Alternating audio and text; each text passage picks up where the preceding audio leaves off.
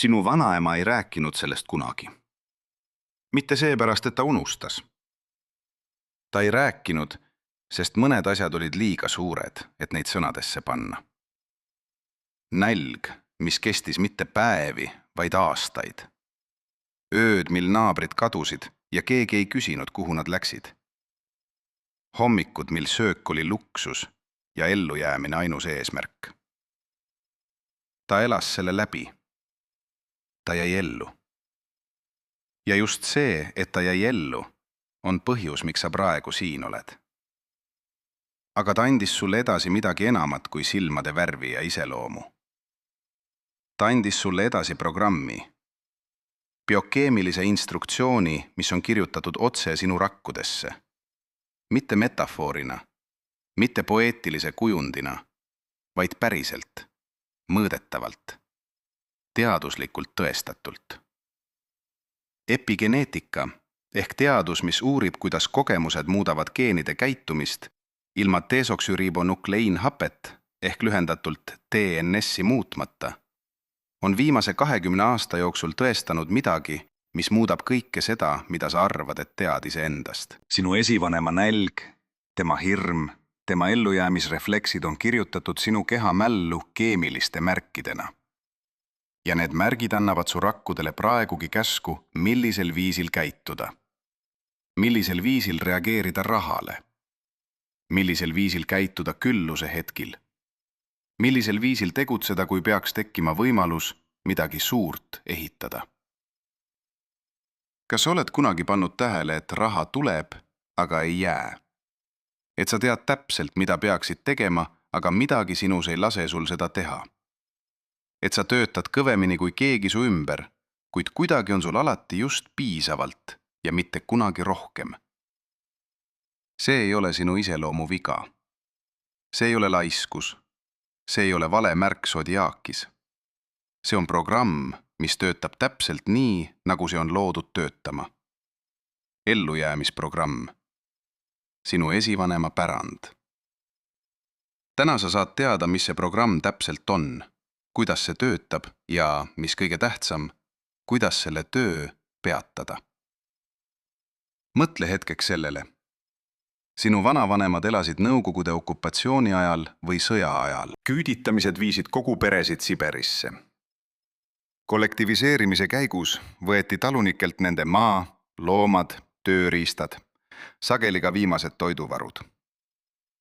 Inimesed, kes olid ehitanud põlvkondade jooksul midagi püsivat, ärkasid üles vaesusesse, mis ei olnud nende endi tehtud. Mis sa arvad, mida see kogemus teeb inimese kehale? Mida see teeb tema närvipõimikule, tema stressihormoone tootvatele rakkudele, tema immuunsüsteemile? Ja siis küsi, mida teeb see sinu kehale, kes sündisid paar kümnendit hiljem, ilma et oleksid kunagi ise nälga tundnud? Vastus on šokeerivam, kui sa arvata oskad. Hollandi näljauuringus jälgisid teadlased naisi, kes olid rasedad teise maailmasõja lõpu näljatalve ajal, aastatel 1944 kuni 1945. Lapsed, kes sündisid nendest naistest, kannatasid täiskasvanuna ebaproportsionaalselt rohkem diabeedi, rasvumise, südamehaiguste ja ka psüühikahäirete all. Aga nüüd tuleb kõige hämmastavam osa. Nende lapselapsed, kes polnud kunagi nälga kogenud, kandsid samu kehamustrid edasi. Kehamälu ulatas üle põlvkondade. See polnud juhus. See polnud ka statistiline müra. See oli epigeneetika tööl. Sinu keha ei küsi, kas sinul isiklikult oli keeruline. Ta vaatab, mis on kirjutatud sinu rakkudesse ja käitub vastavalt. Ja kui sinu eelkäijate rakkudesse on kirjutatud, hoia kõike, mis sul on, sest homme võib see kaduda, siis sa teed seda ka siis, kui sul on kõik olemas. Ka siis, kui sul pole mitte midagi ohus. Kas sa tunned seda? Kus see sinus elab? Maailmas on inimesi, kes räägivad rahast vabalt, kes kulutavad ilma süütundeta, kes investeerivad ilma hirmuta, kes ütlevad endale, et nad väärivad rohkemat ja siis teevad midagi, et seda saada.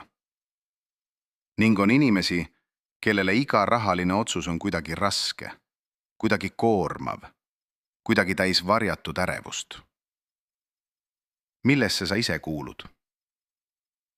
Keegi ei seleta sulle koolipingis, et su kehal on mälu, et su stressireaktsioonid ei ole ainult sinu isiklik reaktsioon, vaid osaliselt ka sinu vanaema reaktsioon, tema ema reaktsioon ja tema ema reaktsioon.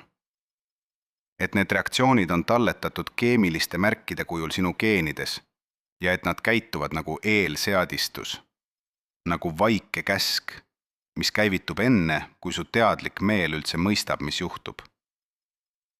Nüüd vaatame lähemalt, mis täpselt need 5 käitumismustrit on, mida sa oled pärinud.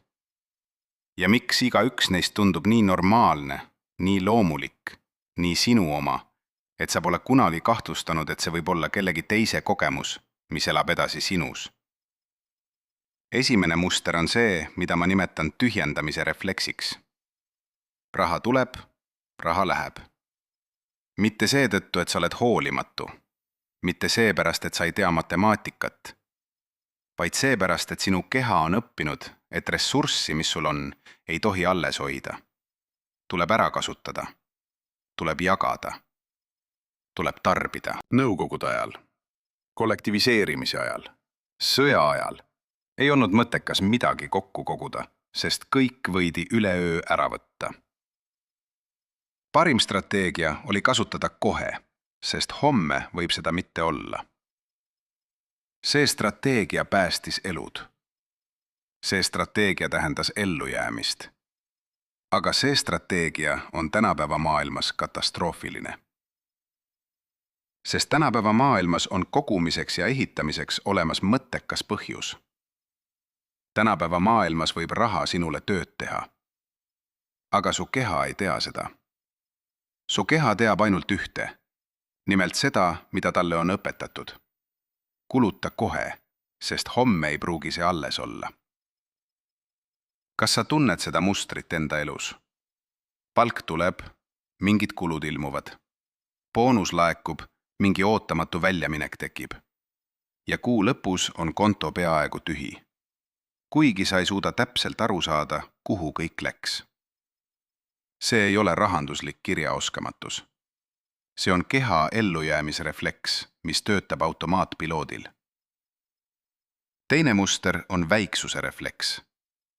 See on tungiv vajadus mitte paisuda, mitte liiga nähtavaks muutuda, mitte liiga edukaks saada, mitte liiga palju tahtma. Nõukogude ajal oli nähtavus ohtlik. Inimesi, kellel oli liiga palju, kellel läks liiga hästi, kelle maja oli liiga suur või kelle äri liiga edukas, vaadati kahtlaselt. Nad tõmmati tasase juurde. Mõned kadusid. Su vanaema keha õppis, et väikseks jäämine on kaitse. Et mitte silma paisata, on ellujäämine. Et tagasihoidlikkus on vooruslikkus. Ja need õppetunnid on jõudnud sinuni. Sa saboteerid eduvõimalusi mitte seepärast, et sa ei tahaks edukust, vaid seepärast, et midagi sinus ütleb, et see on ohtlik. Et see toob kaasa midagi, mida sa ei suuda kontrollida. Et parem on jääda seal, kus sa oled, sest seal on turvaline. See avaldub konkreetselt. Sa ei küsi palgakõrgendust, kuigi sa tead, et väärid seda. Sa ei räägi oma edusammudest, kuigi sul on põhjust olla uhke.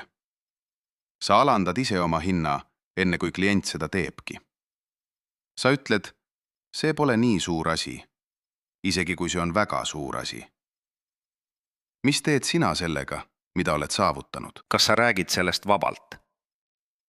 Või on sinus midagi, mis ütleb, et parem on vaikida? Kolmas muster on usalduse puudumise muster. See on sügav, vaistlik veendumus, et süsteem töötab sinu vastu. Et pangad ei ole usaldusväärsed. Et investeerimine on kasiino, kus majakas alati võidab. Et lepingud, kirjalikud kokkulepped, finantsinstrumendid on lõksud, mis on mõeldud sinusuguste inimeste püüdmiseks. Ja ausalt öeldes, Ajalooliselt oli sellel veendumusel täielik alus. Nõukogude pangasüsteem tühistas inimeste säästud üleöö. Ettevõtted natsionaliseeriti, eraomand kaotati. Inimesed, kes olid usaldanud süsteemi, kaotasid kõik. See ei olnud paranoiline fantaasia, see oli reaalsus. Aga praegu see ei ole enam reaalsus. Praegu on süsteemid, mis töötavad. On instrumendid, mis aitavad raha kasvatada. On võimalused, mis eelmistel põlvkondadel lihtsalt polnud olemas. Kuid su keha ei tee vahet kahe ajaloolise perioodi vahel. Su keha ütleb, süsteem on ohtlik. Hoia oma raha enda käes. Ära usalda kedagi, kes pakub sulle midagi liiga head. Ja nii sa jääd seisma seal, kus olid. Samal ajal kui teised liiguvad edasi. Keda sa usaldad rahaasjades? Keda sa tõeliselt usaldad? Ja mis tunne see usaldamine sinus tekitab? 4. muster on põlvkondlik võlg. See on varjatum kui eelmised 3, kuid võib-olla kõige sügavamalt juurdunud. See on tunne, et sul ei ole õigust rohkemale kui su vanematel, nende vanematel ja nende vanematel. Et oleks kuidagi vale või ebaõiglane saavutada rohkem, kui nemad said. Et pere tasakaalu hoidmine tähendab samale tasemele jäämist. See tunne on sageli täiesti teadvustamatu. Sa ei ütle endale, ma ei tohi saada rikkaks, sest mu vanaema elas vaesuses. Sa lihtsalt leiad end olukorras, kus edu käeulatuses, ja siis midagi juhtub. Mingi viga, mingi vale otsus, mingi asjaolu, mis näib juhuslikuna, aga mis kordub ja kordub ja kordub. Psühholoogid nimetavad seda lojaalsus sidumiseks. Su alateadvus keeldub minna kaugemale sellest, kus on su pere. Mitte seepärast, et sa ei armasta edu, vaid seepärast, et su alateadvus arvab, et edu eeldab perest lahkumist. Ja see tundub lojaalsuseta. See tundub reetmisena. Kas sa oled kunagi mõelnud sellele, kui kaugele sa tegelikult tahad minna? Ja kas sa oled täheldanud, et seal, kus su pere on lõpetanud, kipud ka sina kuidagi peatuma? 5. muster on hädaolukorra keha. See on kõige füsioloogilisem, kõige kehalisem kõigist 5 mustrist. See on seisund, milles su närvisüsteem töötab kroonilises valmisolekus. Kortisooli ehk stressihormooni tase on kõrgem kui vaja. Sümpaatiline närvisüsteem ehk võitle või põgene reaktsioon aktiveerib end kiiremini ja tugevamalt, kui see on tänapäeva maailmas vajalik. Une kvaliteet on madalam. Otsustussuutlikkus langeb stressi all. Ja nüüd tuleb see osa, mis on teaduse jaoks eriti huvitav. Rikkad otsused ei sünni stressis. Rahalised valikud, mis loovad pikaajalise heaolu, nõuavad võimet näha kaugemale. Nõuavad eessagara korteksi ehk ajukoore eesosa täielikku tööd, mis vastutab planeerimise, impulsi kontrollimise ja pikaajalise mõtlemise eest. Kuid kui su keha on stressis, töötab see ajuosa häiritud kujul. Seega su esivanema ellujäämiskogemus on loonud sinusse füsioloogilise seisundi, mis teeb raha heaks kasutamiseks vajalikud ajufunktsioonid raskemaks. See on nagu üritada keerulist matemaatikat lahendada samal ajal, kui keegi su kõrval karjub. Sa võid seda teha, aga see on kordades raskem ja vead on palju tõenäolisemad. Kas sa tunned seda kehalist pinget, kui räägid rahast? Kas su lõualuu pingub, kui sa vaatad pangakonto seisu? Kas su kõht läheb pingule, kui sa pead tegema rahalise otsuse? See ei ole psühholoogiline nõrkus. See on füsioloogiline vastus, mis on päritud. Nüüd küsin ma sulle midagi otse. Kui sa vaatad neid 5 mustrit, tühjendamise refleks, väiksuse refleks, usalduse puudumine, põlvkondlik võlg ja hädaolukorra keha. Mitu neist tunduvad sulle tuttavad? Mitu neist oled sa kunagi pidanud enda iseloomu omaduseks, enda vigadeks, enda piiranguteks? Aga mis siis, kui need ei ole sinu piirangud? Mis siis, kui need on lihtsalt programm, mis töötab, kuni keegi otsustab selle maha laadida? Eesti teadlane Jaan Valsiner, kes on uurinud kultuuripsühholoogiat ja põlvkondlikke kogemusmustreid, on kirjutanud sellest, kuidas kollektiivne trauma kodeeritakse perekonnasüsteemidesse ja edastatakse käitumusliku eeskuju kaudu. Kuid epigeneetika läheb veelgi sügavamale. See näitab, et kodeerimiseks ei ole isegi otsene käitumuslik eeskuju vajalik. Stress ise, hirm ise, ellujäämisseisund ise muudab geneetilist ekspressiooni. Ja see muutus kandub edasi. Teadlased, kes uurivad holokausti ellujäänud ja nende järeltulijaid, leidsid midagi, mis kordus sarnaselt Hollandia näljauuringuga. Järglastel esines kõrgemat traumaga seotud häirete riski, muutunud kortisooli regulatsiooni ja erinevat geenide metülatsiooni ehk keemilist märgistamist kui kontrollgrupil.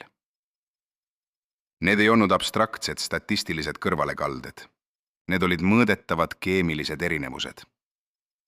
Mida see tähendab sinu jaoks? See tähendab, et sinu keha ei mängi. Sinu keha ei dramatiseeri. Sinu keha lihtsalt teeb seda, mida talle on õpetatud teha. Ja õpetus tuli kaugemalt kui su enda elukogemus. Kas see teadmine muudab midagi sinu jaoks? Kas see teadmine muudab natukene seda, kuidas sa enda kohta mõtled? On üks asi, mida Eesti lugu teeb eriti keerukaks. See on see, et mitte ainult sõda ja nälg pole jätnud jälgi. Ka okatüümiku ehk okatrauma korduvus on oma mõju avaldanud. Okatüümik on termo, mida psühholoogid kasutavad selliste olukordade kirjeldamiseks, kus trauma kordub erinevate režiimide, erinevate ohtude, erinevate kadude kujul. Eesti on elanud sellise kordumise läbi. Vene tsaariaeg, Esimene maailmasõda, iseseisvus, Nõukogude okupatsioon, Saksa okupatsioon, taas Nõukogude okupatsioon. Iga kord, kui midagi ehitati üles, tuli keegi ja lõhkus selle. Iga kord, kui ellujäämine tundus kindlustatud, tuli uus oht. Mida teeb selline korduvus inimeste psüühika ja keha kogemisele? Mida teeb see epigeneetilisele märkimisele? See loob sügavalt kinnistunud veendumuse, mis pole isegi teadlik veendumus, pigem kehaline tõde. Kõik, mida sa ehitad, võetakse sinult ära. Kõik, mis sul on ajutine. Ainus turvaline seisund on see, mida sa kannada saad. Aga elamist kandesisaldusena ei ole võimalik lõputult jätkata. See keha, mis kogu aeg midagi peab enda juures hoidma, kulub läbi. See inimene, kes ei usalda piisavalt, et investeerida, jääb alati samale tasemele. See hing, mis usub, et kõik läheb nagunii rivist välja, loob olukorra, kus see ootus täitub ennast kinnitava ennustusena. Ja siis tuleb see hetk, kui sa pead enda käes oleva teadmisega midagi tegema.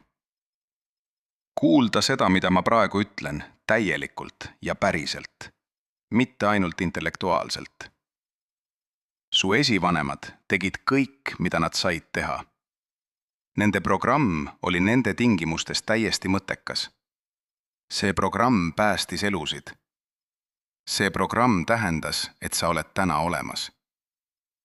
Ei ole siin midagi, mille pärast neid süüdistada. Ei ole siin midagi, millel on halb silt küljes. Kuid nüüd on aeg tunnistada. Selle programmi aeg on läbi. Selle programmi ülesanne on täidetud. Sa oled elus. Sa oled siin. Ja nüüd sa saad teha midagi, mida su esivanemad ei saanud teha. Sa saad teadlikult valida muu programmi. Mis su elus praegu on see koht, kus sa kõige selgemini näed ühte neist 5 mustrist tegutsemas? Epigeneetika on hämmastav teadus, kuid see on ka lootuslik teadus. Kuna kui geeniline märkimine saab muutuda stressiga ja traumaga, siis see saab muutuda ka teadliku töö, rahulolu, turvatunde ja positiivse kogemusega. Keemiline märkimine ei ole surmasüntents. See on muutuv. See reageerib keskkonnale. See reageerib harjumustele. see reageerib otsustele. Nobeli preemia laureaat Yoshinori Osumi, kes uuris autofaagiat ehk rakkude isetaastumist, näitas, kuidas rakud on võimelised oma kahjustunud osi ise puhastama ja uuendama. See mehhanism on raku tasandil looduse taastumisprogramm. Epigeneetika annab meile samaväärse kontseptsiooni psühholoogilisel ja geneetilisel tasandil. Muutunud keskkond, muutunud harjumused ja muutunud seisund saavad muuta seda, kuidas su geenid ennast väljendavad. See ei tähenda, et sa kuule ühte loengut ja oled vaba. See tähendab, et vabadus on olemas. Et teekond on reaalne. Et see, mis on päritud, ei pea olema elu lõpuni edasikantav koorem. Nüüd läheme sügavamale sellesse, mida see tegelikkuses tähendab ja kuidas need 5 mustrit ennast konkreetsetes, igapäevastes olukordades avaldavad. Sest need mustrid ei ilmne ainult siis, kui sa vaatad oma pangakontot. Need ilmuvad igal pool. Tühjendamise refleks ei ilmne ainult siis, kui palk tuleb ja kaob. See ilmub ka suhetes. Inimesed, kellel on see muster, sageli kalduvad andma rohkem kui vastu võtma. Kalduvad teistele kulutama rohkem kui endale. Kalduvad laenama raha inimestele, kes ei maksa tagasi, aga kalduvad ise laenu küsimist vältima. See on sama loogikal põhinev käitumine. Hoia ressurss ringeldes, sest mis on sinu käes, on ohtlik. Ja see on sageli kamufleeritud voorusena. Annan meelsasti. Mulle endale pole vaja. Las teised saavad. Need fraasid kõlavad suuremeelsetena ja teatud mõttes on nad seda. Kuid nende all võib olla programm, mis ei suuda lubada endale midagi koguda, midagi hoida, midagi endale jätta. Kas sa tunned seda oma rahaga seotud käitumises? Kas sa kaldud kulutama teistele kergemini kui endale? Väiksuse refleks on muster, mida ma eriti tihti näen Eesti kontekstis. Sest Eesti kultuuril on juba nii tugev tagasihoidlikkuse voorus. Ära üle pinguta. Ära liialt esiplaanile mine. Edu on aus, kuid sellest ei ole viisakas kõvasti rääkida. Need kultuurilised normid on osaliselt tervisliku tagasihoidlikkuse ilming. Aga osaliselt on neil ka epigeneetiline koostisosa. Väiksuse refleksi all on sageli sügav, vaistlik oht. Nähtavus tähendab sihtmärgiks olemist. Edukas olemisest rääkimine tähendab kadeduse esilekutsumist. Kadedus tähendab konflikti. Konflikt tähendab ebaturvalisust. Ebaturvalisus tähendab ohtu. Ja oht tähendab seda, mida su esivanemad kõige rohkem kartsid. Kuid siin on küsimus, mida see refleks sulle esitab. Kes sa täna tegelikult oled? Kas sa elad maailmas, kus nähtavus on ohtlik? Kas su edu toob sulle reaalselt kahjusid? Või mängid sa enda vastu mängu, milles reeglid olid kirjutatud kellegi teise maailma jaoks? Usalduse puudumise muster avaldub eriti teravalt nendes hetkedel, mil investeerimisvõimalus ilmub. Su sõber räägib hea võimalusega. Su kolleeg soovitab midagi, mis tundub töötavat. Sa loed midagi, mis näib loogilisena. Ja siis su keha reageerib enne su meelt. Midagi sinus pingub. Midagi sinus ütleb, aga mis siis, kui see on lõks? Midagi sinus leiab 10 põhjust, miks see ei tööta, enne kui sa oledki hakanud kaaluma, kas see töötab. See ei ole kriitiline mõtlemine. Kriitiline mõtlemine on sügavalt tervislik. Kuid kaitserefleks, mis ei lase sul isegi analüüsifaasi jõuda, see on midagi muud. See on keha ütlemas, et süsteem on vaenlane. Ja selle ütlemise põhjus on talletatud teie perekonna ajaloos, mitte sinu enda kogemuses. Põlvkondlik võlg on kõige vaevlev kõigist 5. Sest selle taga on midagi väga inimlikku. Armastus. Sa ei taha minna kaugemale oma vanematest.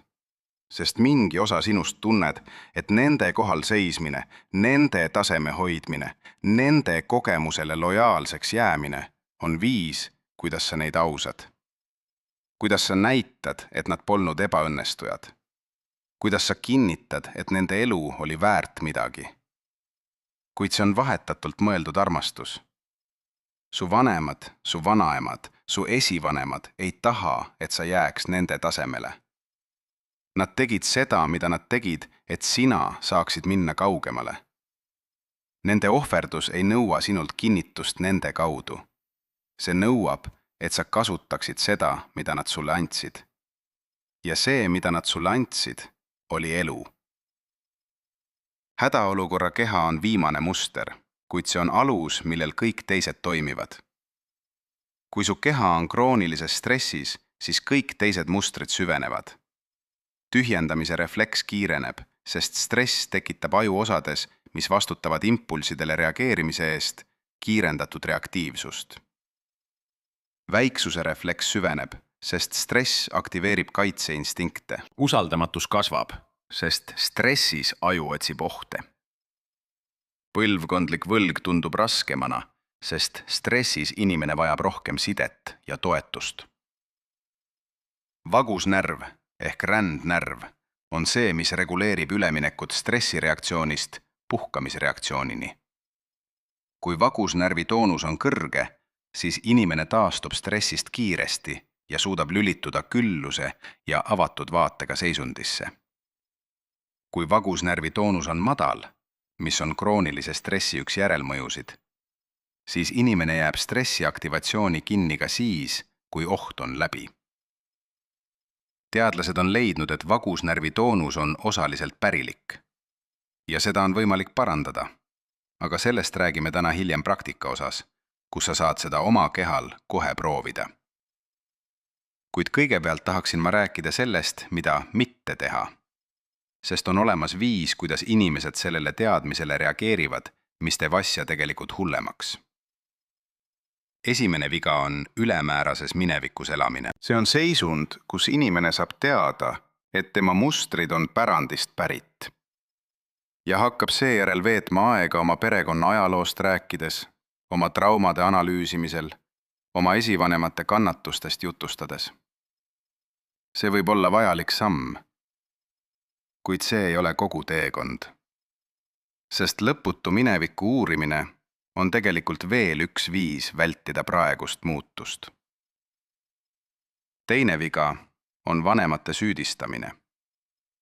Kui sa saad aru, et sinu mustrid on pärandist pärit, on ahvatlev suunata viha neile, kes selle su edasi andsid. Kuid su vanemad said selle oma vanematelt ja nemad oma vanematelt. Keegi selles ahelas ei valinud teadlikult seda edasi anda. Keegi ei ütelnud, ma annan oma lapsele traumaprogrammi. Nad andsid seda edasi, sest see oli nende keha loomulik reaktsioon nende kogedule. Kolmas viga on identiteediga ühinemise lõks. See on koht, kus mul on ellujäämisprogramm muutub ma olengi ellujäämisprogramm. Kus päritud muster muutub isikuomaduseks, millest lahkumine tähendaks enda kaotamist. Kuid sa ei ole see programm. Sa kannad seda programmi. Ja kanda saab lahendada.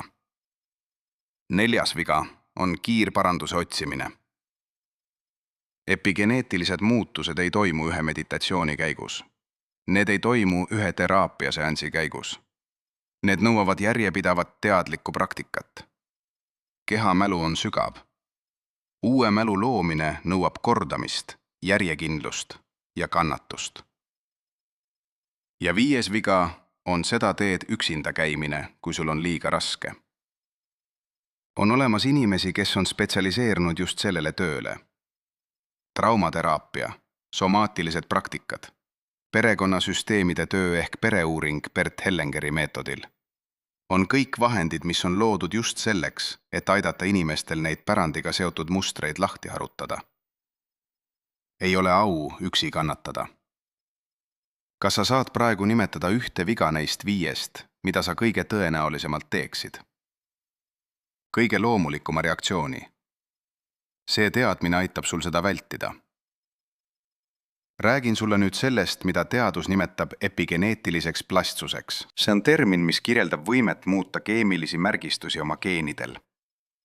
Ja see on midagi, millest maailm teab praegu vähem, kui ta peaks. Kui epigeneetilised mustrid saavad tekkida stressi ja traumaga, siis need saavad ka muutuda. Turvalisuse kogemus, mida korratakse järjepidevalt, muudab geenide ekspressiooni. Sügav hingamine, mis aktiveerib vagusnärvi, muudab geenide ekspressiooni. Sotsiaalne side ja läheduse kogemus muutavad geenide ekspressiooni. Kuuluvuse tunne muudab geenide ekspressiooni. Aga on üks asi, mida teadus on leidnud eriti mõjukana. Keha turvatunde rajamine konkreetse harjumuse kaudu. Mitte mõtle positiivselt. Mitte visualiseeri küllust. Konkreetse, korduva, kehalise harjumuse kaudu, mis annab kehale signaali. Olek on muutunud. Oht on läbi. Uus on alanud. Raha kontekstis on see eriti oluline, sest raha on tihedalt seotud ellujäämisinstinktiga. Raha on moodne esindus ressursside jaoks, mida meie esivanemad vajasid ellujäämiseks. Nii et kõik, mida meie esivanemad tundsid ellujäämisressursside suhtes, tunneme me tänapäeval raha suhtes. Seega muutus. Rahaga seotud kehalises seisundis on muutus sügavas evolutsioonilises instinktis. See nõuab lähenemist, mis ei räägi ainult ajule. See peab rääkima ka kehale. Ja kuidas sa kehalise turvatunde lood? Kuidas sa õpetad oma kehale, et küllus on ohutu? Kuidas sa kirjutad üle programmi, mille on kirjutanud sõda ja nälg ja kaotus? See on küsimus, millega me praegu töötame. Ja vastus on lihtsam, kui sa arvata oskad, kuid nõuab midagi, mida ükski kiirparandus ei nõua. Nimelt järjepidevust. Vaatame hetkel seda, kuidas need mustrid on talletunud konkreetsetesse kehapiirkondadesse, sest epigeneetika ei talletata ainult geenides abstraktselt. See talletatakse kehakudedesse, närvipõimikutesse, lihasmustrisse. Hirm, mis on seotud toidu ja ressurssidega, talletatakse sageli kõhtu. Inimesed, kellel on pärandist pärit toitumisärevus, kogeb sageli kroonilisi kõhuprobleeme, mis ei ole füsioloogilises mõttes põhjendatavad. Uurimused on leidnud, et soolestiku närvipõimik ehk soolestiku aju sisaldab umbes 500 miljonit neuronit ja on tihedalt seotud mälestuste ja emotsioonide töötlemisega. Kõhuvalu ja ebamugavus rahaga seotud otsuste tegemisel ei ole juhus. See on kehalise mälu ilming. Turvatuse tunne ja ebausaldusväärne maailm talletatakse sageli rinnakorvi pingesse, õlgadesse ja kaela. Inimesed, kellel on pärandist pärit ellujäämismustrid, kannavad sageli kroonilist pinget nendes kehapiirkondades. Rindkere on kokku surutud, hingamine madal ja pinnapealne. Ja madal hingamine on omakorda vagusnärvi toonuse langemise märk, mis süvendab stressiaktivatsiooni. Nähtavusega seotud hirm, see väiksuse refleks, talletatakse sageli keha hoiakusse tervikuna. Keha kaldub ettepoole, õlad lähevad natuke kokkupoole, pilk langeb. See ei ole teadlik otsus, see on keha öelmas, ma muutun väiksemaks, ma ei ole ohtlik, ma ei ole sihtmärk. Kui sa seda nüüd teades vaatad oma keha, kas sa leiad sellest midagi, mis tunneks ära? Nüüd liigume selle juurde, mis on selles kõigest tegelikult hea uudis. Sest on hea uudis. Hollandi näljauuringu järjestiku jälgimisel leidsid teadlased midagi, mida nad ei osanud oodata. Lastel, kes elasid toitavas, turvalises, küllaldaselt rahustavas keskkonnas, hakkasid epigeneetilised märgistused muutuma juba 3. põlvkonnaga. Mustrid, mis olid kinnistunud ellujäämisreageneerija tõttu, hakkasid lahjenema, kus oli järjepideva turvatunde kogemus. See tähendab, et sa ei ole programmeeritud elama oma esivanema elu uuesti läbi. Sa oled programmeeritud vastama keskkonnale. ja keskkond on see, mida sa saad muuta. Suurim valearusaam inimeste peas on see, et iseloom on fikseeritud ja areng on piiratud. Kuid bioloogia ei toeta seda. Bioloogia ütleb, keha vastab märguannetele. Keha reageerib korduvatele kogemustele. Keha uuendab ennast pidevalt. Iga päev sünnitab su keha miljoneid uusi rakke. Nende rakkude epigeneetiline programm sõltub osaliselt sellest, millises seisundis sa oled, kui need rakud tekivad. Millises seisundis sina oled? Räägime nüüd konkreetselt sellest, mis abistab. Mitte üldiselt, mitte teoorias. Konkreetselt sellistest sammudest, mis teaduse ja traditsiooniliste praktikatega on tõestanud mõju epigeneetilistele mustritele. Esimene samm on teadvustamine, ilma hinnanguta. See tähendab, et kui sa märkad tühjendamise refleksi, väiksuse refleksi, usaldamise raskust, põlvkondlikku võlga või hädaolukorra keha, siis sa nimetad seda endale ilma ennast süüdistamata. Mitte jälle teen seda, vaid siin on see muster. Huvitav. See võib tunduda väike samm, kuid teadvustamine ilma hinnanguta on täpselt see signaal, mida keha vajab, et hakata uut teed õppima.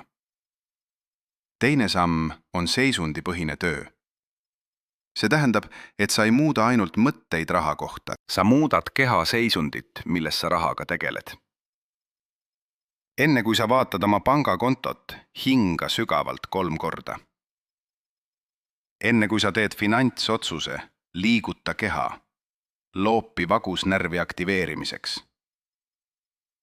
Enne kui sa rääkid oma eesmärkidest, astu sisse füsioloogiliselt avatumasse poosi.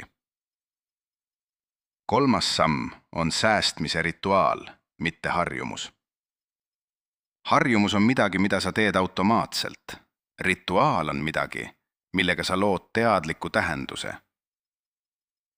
Iga kord, kui sa paneb kõrvale väikese summa, isegi väga väikese, sa teed seda teadlikult, öeldes endale, see on tõestus, et küllus on ohutu. See ei ole automaatpiloot, see on teadlik vastukäitumine programmile. 4. samm on pärandkontraktide lõpetamine. See on töö, mida paljud terapeudid nimetavad erinevalt, kuid sisu on üks. Sa teed teadlikult vahe selle vahel, mis on sinu kogemus ja mis on päritud kogemus. Seda saab teha kirjutades, rääkides, kehalisel töötlemine kaudu. See ei pea olema suur rituaal. See võib olla lihtne lause, mida sa ütled endale. See on sinu lugu, mitte minu lugu. Ma austan teid, kuid ma valin teisiti. 5. samm on uue bioloogilise reaalsuse loomine korduva kogemuse kaudu. See tähendab, et sa lood regulaarselt kogemusi, mis loovad külluse, turvatunde ja avatuse tunnuse kehas. Need kogemused ei pea olema suured. Need võivad olla hetkelised. Kuid need peavad olema kehaliselt reaalsed. Su aju õpib kiiremini läbi kehalise kogemuse kui läbi intellektuaalse veendumuse. Millise nendest 5 sammust tunned sa kõige enam endale omase ja millise kõige enam väljakutsena? Nüüd, enne kui ma räägin praktikast, tahan ma peatuda sellel küsimusel, mis on tegelikult selle kõige südames. Miks see on oluline? Miks on oluline, et sa mõistaksid, et sinu rahaharjumused on osaliselt pärand? Sest kui sa ei mõista seda, siis iga kord, kui sa võitled oma mustritega, sa võitled iseendaga. Sa usud, et see on sinu iseloomu viga. Sa usud, et see on sinu nõrkus. Sa usud, et kui sa vaid pingutaksid rohkem, tahaksid rohkem, otsustaksid tugevamalt, siis asjad muutuksid. Kuid sinu ponnistus ei ole probleem. Sinu tahtmine ei ole probleem. Sinu iseloom ei ole probleem. Probleem on, et sa sõid teise mehe sõjakampaania. Sa lahinguid, mis lõppesid enne sinu sündi, ja arusaamine sellest ei ole vabandus. See ei ole põhjus öelda, mul on pärand, seega ma ei saa midagi teha. vastupidi. Arusaamine sellest on vabastamine.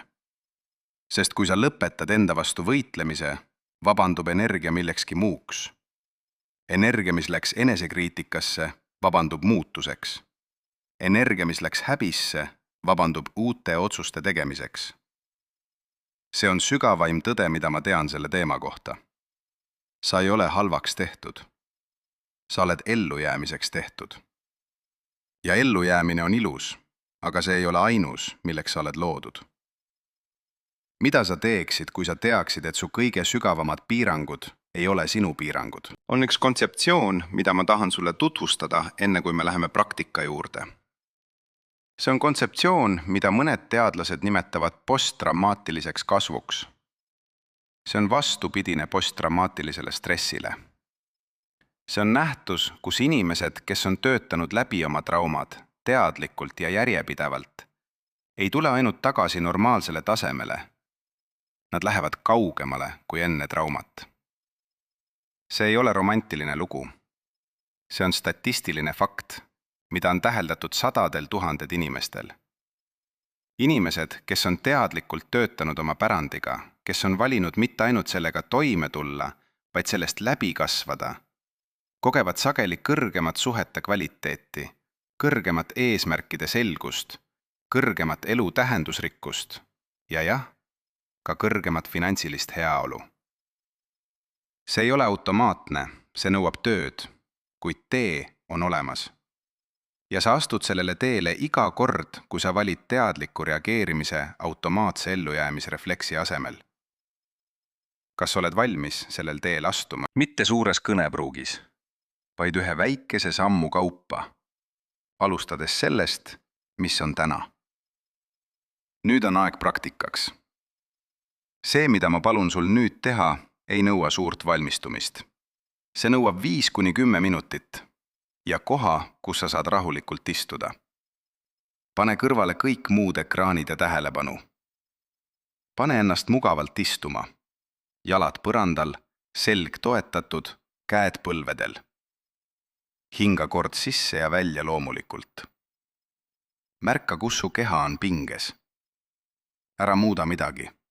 Lihtsalt märka. Nüüd vii oma tähelepanu kõhtu. See on koht, kus ellujäämisprogramm sageli kõige rohkem elab. Asu kujutlema, et su kõht on ruumikam, kui sa oma hingamisega täidad. Hinga sisse aeglaselt 4 loendusega. Lase kõhul laieneda. Hoia 4 loendusega. Hinga välja 8 loendusega. Aeglaselt. Pehmelt. Tee seda 5 korda. See hingamisrütm aktiveerib vagusnärvi ja lülitab su keha parasümpaatilisse ehk puhkamise ja töötlemise seisundisse. See on vastupidine võitle või põgene seisundile.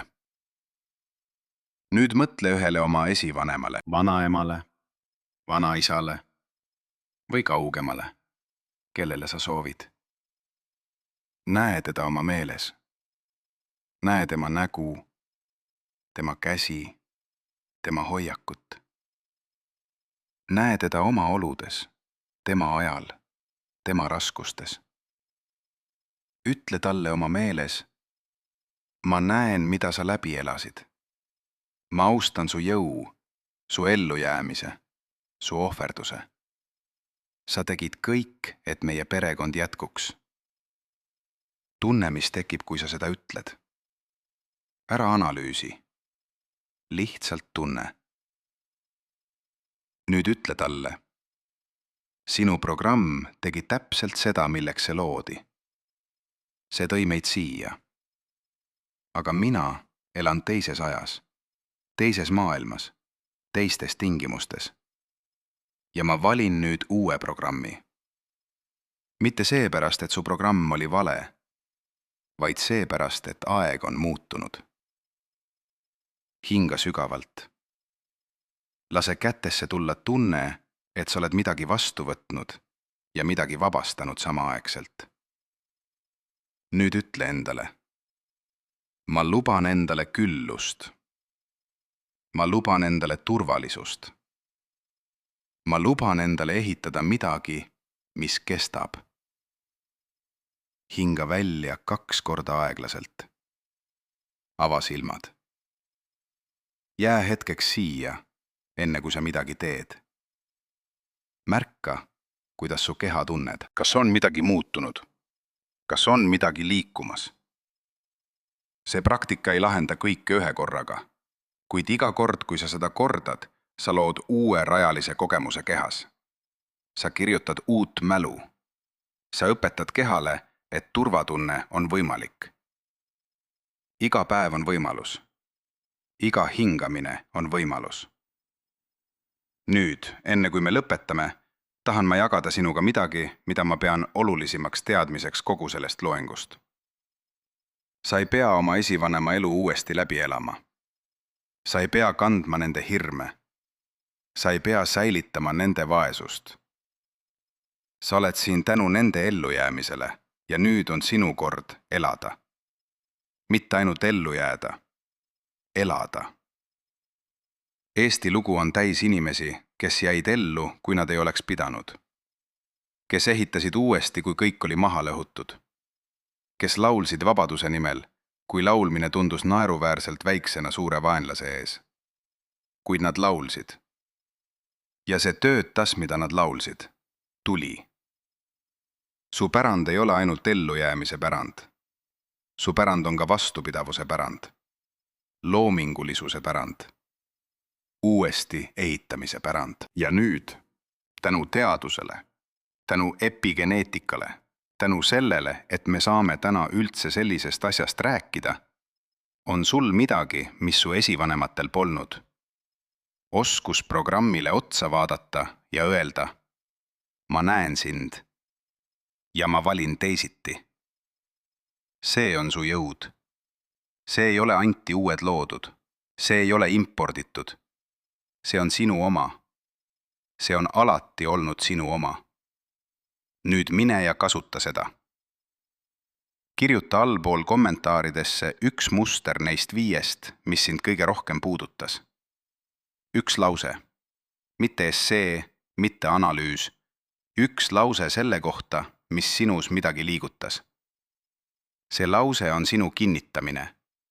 See lause on sinu esimene teadlik samm uue programmi poole. Ära lahku kommentaarita. Ellujäämine oli eile. Täna elad sina.